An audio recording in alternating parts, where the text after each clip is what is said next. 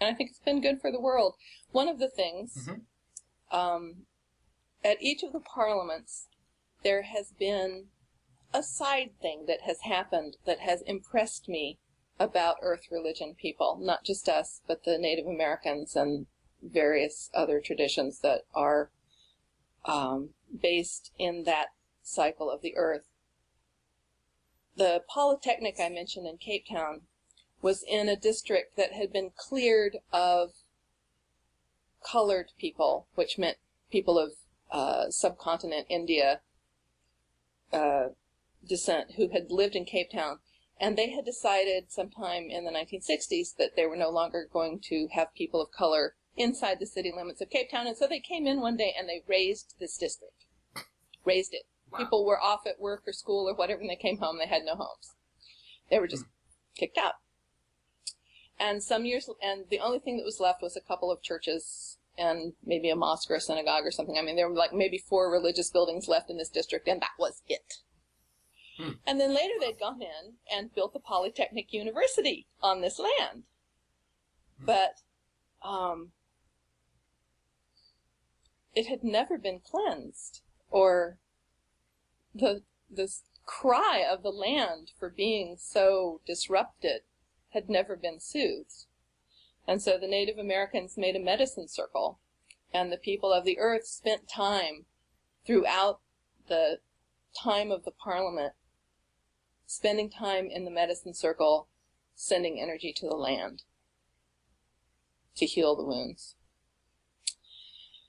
And then when we were in Barcelona, the local pagan folk in Barcelona asked us, there's a place called Montjuic, which is a mountain that, since the Phoenicians, has known massacres and horrible things, and it has a war museum on the summit today. And the people of Barcelona would like to change the war museum into a museum of peace. But the local pagan folk said that they thought that before that could actually happen, all the trauma of the mountain had to be cleansed. And so, spearheaded mostly by Andres of the Earth Spirit community, several dozen of us pagan folk went up and did a ritual on top of Montjuic one evening and did all kinds of cleansings and releasings for all the people who had died there under Franco, under the Romans, in Phoenician times, whenever they had passed during the pogroms. We had someone who had been a Jewish, and she sang the Kaddish for the folks. And it's not something that would have happened in the structure of meetings and things that the Parliament itself entails, but because there were Earth people there, these extra things can happen. And I think that's really important. So we were talking about some of your experience with Interfaith, and I think that was really good. But if somebody wanted to get involved in Interfaith, how would they go about doing that? It really varies a lot with where you live. In large cities, you often have multi-faith councils that are pretty welcoming of different faiths. There is a national organization called NAIN, the North American Interfaith Network, and Covenant of the Goddess and some of the other pagan organizations are members of NAIN, and so sometimes you can find a contact through NAIN who will sort of introduce you to things. And that's really what it comes down to, is in many ways, Interfaith is a person-to-person endeavor. It's about who you know. And a lot of times, especially if you're in a small town, it's going to be really hard because of the prejudice against witches that, and a lot of Interfaith started out just Protestants talking to Catholics and maybe Jews. That was a stretch. And so as the demographics of the U.S. have changed, and we've got Hindus and Jains and Zoroastrians and Wiccans and all these other people who are coming to the table and saying, hi, we want to do this too. Some interfaith councils have dealt with it with great grace and been very welcoming, and some have been like, no way. Mm.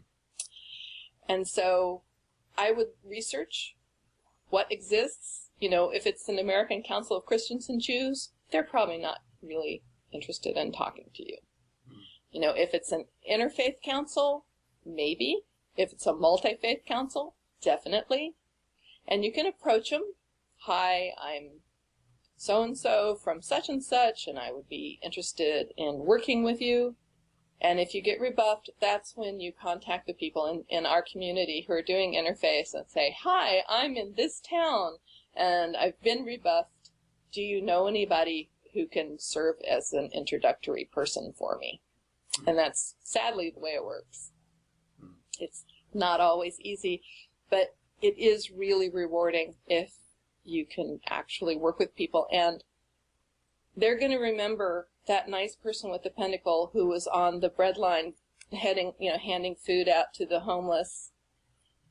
She was really nice, and she did, good work over the crazy stuff that they see on TV, So every one of us who gets out and gets actually doing things side by side with people, feeding the hungry, cleaning up the creek, having a dialogue that is respectful and emphasizes our humanity. We all care about our kids. We all care about our neighborhoods. We all care about having peace between the people in our neighborhood and not graffiti or whatever the issue is, Those are human issues that we can do. You don't want to get into theological issues for the most part. That's really not what interfaith is about. Interfaith is about people of goodwill working together to make the world a better place. Mm-hmm. And I invite everybody to join us in this effort. And I have to say, I've been doing it for, 25 years. And wow. It's been great. So you've been doing just interfaith work for 25 years? Since 1992. Wow. Is that 25 years? Yeah. Probably, I'm going to take your word for it. It's a long time. Yeah. Yeah. It's been really rewarding on all kinds of levels. And I've made great friends. And I've had experiences. One of the United Religions Initiative's global summits was in Rio de Janeiro.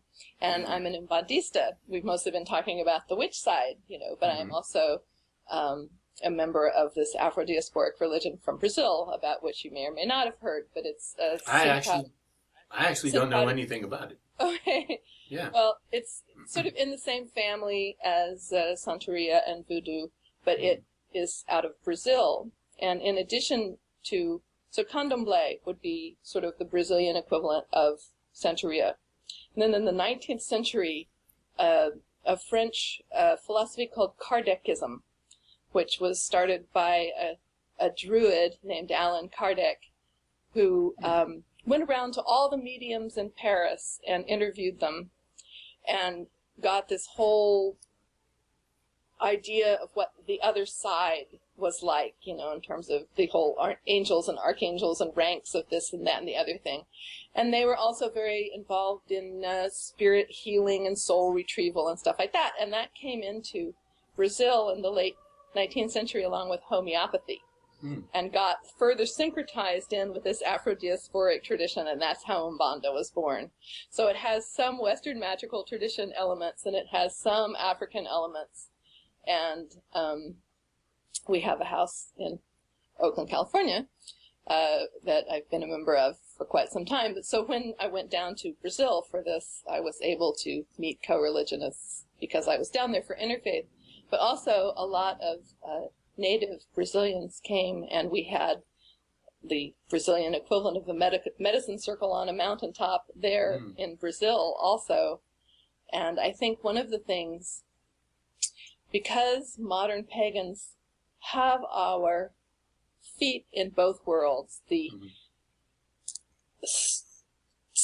stratigraphy of the time-binding, linear world of the Western civilization and the more circular time of the more indigenous world, that in many ways we can help mediate between the top-down religionists who come in and don't really recognize the native peoples. And I think that that's one of the things that we've been able to do, is be sort of the middle way between the Western top-down religious traditions and the cyclic earth-based traditions around the world.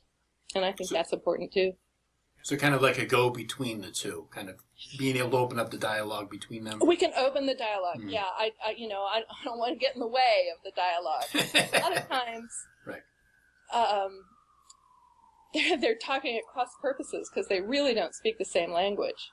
And to some degree, we can be no, wait, excuse me. What I heard was, let me share with you what I'm hearing you two saying to each other, and help them hear each other in a better way. And then stand back, I mean, I don't want to speak for the native peoples of the world, but I do think that we do have a place as a potential mediator when they get involved with people who aren't listening to what they're trying to say at all.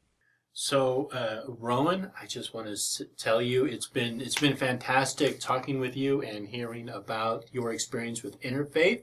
And thank you so much for doing this. I really appreciate it. Well, thank you so much for inviting me. It's been fun.